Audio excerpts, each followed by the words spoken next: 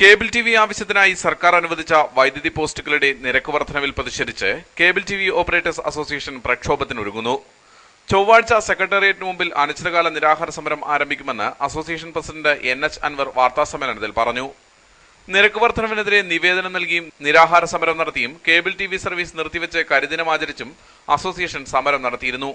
എന്നാൽ ഈ വിഷയവുമായി ബന്ധപ്പെട്ട കേസിൽ ഹൈക്കോടതി മുന്നിട്ടുവച്ച നിർദ്ദേശം പോലും ഉൾക്കൊള്ളാൻ ബന്ധപ്പെട്ട വകുപ്പുകൾ തയ്യാറായില്ല.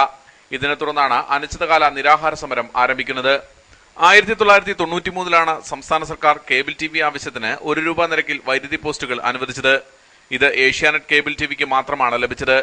അതിനെതിരെ സമരങ്ങളും നിയമപോരാട്ടങ്ങളും നടത്തിയാണ് കേബിൾ ടി വി ആവശ്യത്തിനായി പോസ്റ്റുകൾ നൽകാൻ ഹൈക്കോടതി വിധിയിലൂടെ അനുമതി ലഭിച്ചത്.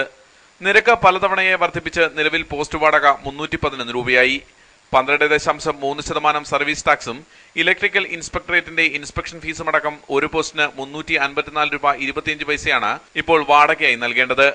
ഒരു കേബിൾ കണക്ഷന് പ്രതിമാസം ₹30 വീതം പോസ്റ്റ് വാടക ഇനത്തിൽ മാത്രം ചിലവാകുന്നു. ഇത് കേബിൾ ടി വി ഓപ്പറേറ്റർമാർക്ക് വൻ സാമ്പത്തിക ബാധ്യതയാണ് വരുത്തിവെക്കുന്നത്. 1993 സർക്കാർ കേബിൾ ടി വി സർവീസിനെ പ്രോത്സാഹിപ്പിക്കുന്ന തരത്തിൽ സ്വീകരിച്ച തീരുമാനം 2012 ആയപ്പോഴേക്കും സാമ്പത്തിക ബാധ്യത വരുത്തുന്നതായി മാറി. ഇന്ത്യയിലെ ശരാശരി കേബിൾ നിരക്കിനേക്കാൾ 30 മുതൽ 40% വരെ കുറഞ്ഞ നിരക്കാണ് കേരളത്തിലുള്ളത്.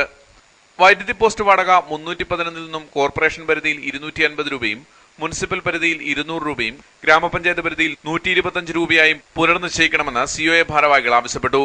5% വാർഷിക വർധനവ് പിൻവലിക്കുക, ഒരു വർഷത്തെ വാടക മുൻകൂർ ഒന്നിച്ചടയ്ക്കുന്നതിന് പകരം 4 തവണകളായി അടയ്ക്കാൻ അവസരമുണ്ടാക്കുക, ഇലക്ട്രിക്കൽ ഇൻസ്പെക്ടറേറ്റിന്റെ വാർഷിക പരിശോധനയും ഫീസും 5 വർഷത്തിൽ ഒരിക്കലാക്കി മാറ്റുക എന്നീ ആവശ്യങ്ങളും സമരത്തിൽ ഉന്നയിക്കും.